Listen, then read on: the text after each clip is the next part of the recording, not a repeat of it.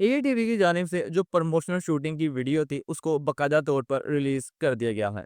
जैसा कि हर साल हमें चीज़ देखने को मिलती है कि एटीवी के ऊपर एक प्रमोशनल शूटिंग वीडियो बनाई जाती है, जिसके अंदर आने वाले साल के अंदर जो भी ड्रामे या सीरीज़ जो होते हैं, उनके जो सीज़न आ रहे होते हैं, उनके जो मेन अदाकार होते हैं, जो उस सीज़ या उस ड्रामे के अंदर उनको बुलाकर एक प्रमोशनल शूटिंग की वीडियो बनाई जाती है, ताकि लोगों को पता चल सके कि इस साल कौन से ड्रामे या कौन सी सीरीज़ का सीज़न आने वाला है। तो इसी के चलते हुए सुल्तान और हास इसका जो मरकज़ी किरदार थे मर्द याज़ी ओगलू, उनको भी मदऊ किया गया था इस प्रमोशनल शूटिंग के अंदर और अब उसकी बाकायदा तौर पर वीडियो भी रिलीज़ कर दी गई है। यानी सुल्तान और हास सीरीज़ का भी बाकायदा आगाज़ हो चुका है। अब बहुत जल्द आपको इसकी जो रिहर्सल मीटिंग होती है, जहाँ पर तमाम अदाकारों को बुलाया जाता है और फिर आने वाले सीज़न की स्टोरी और जो स्क्रिप्ट होता है हर एक्टर का उनको दिया जाता है। उसकी वहाँ पर एक मीटिंग की जाती है। और उसके 1 हफ्ते के बाद शूटिंग का बाकायदा आगाज़ हो जाता है। अब ये रिहर्सल मीटिंग की हमें बहुत जल्द देखने को मिल जाएगी, जैसा कि एटीवी की प्रमोशनल शूटिंग वीडियो रिलीज़ कर दी गई है।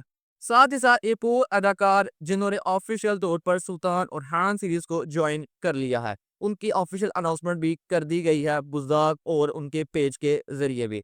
इस अदाकार का नाम शुक्रू दीस है।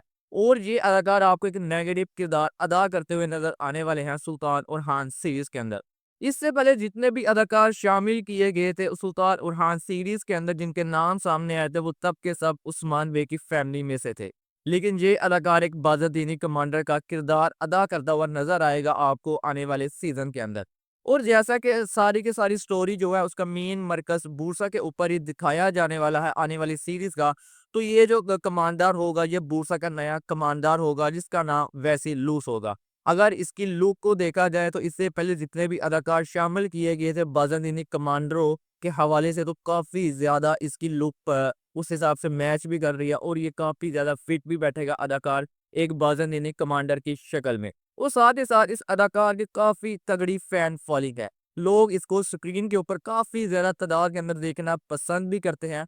तो महमद बुज़दाग ने बहुत सोच समझ एक नेगेटिव किरदार के लिए इस अदाकार का इंतखाब किया है और इनकी एक्टिंग भी बहुत ही ज़्यादा लाजवाब है। यानी अब बहुत कम ही टाइम रह चुका है जब हमें इसकी शूटिंग का बाकायदा भी आगाज़ कर दिया जाएगा और उसके हवाले से इसकी सेट की तैयारियां भी जारी हैं, जिसके अंदर एक तस्वीर भी लीक होकर सामने आई है।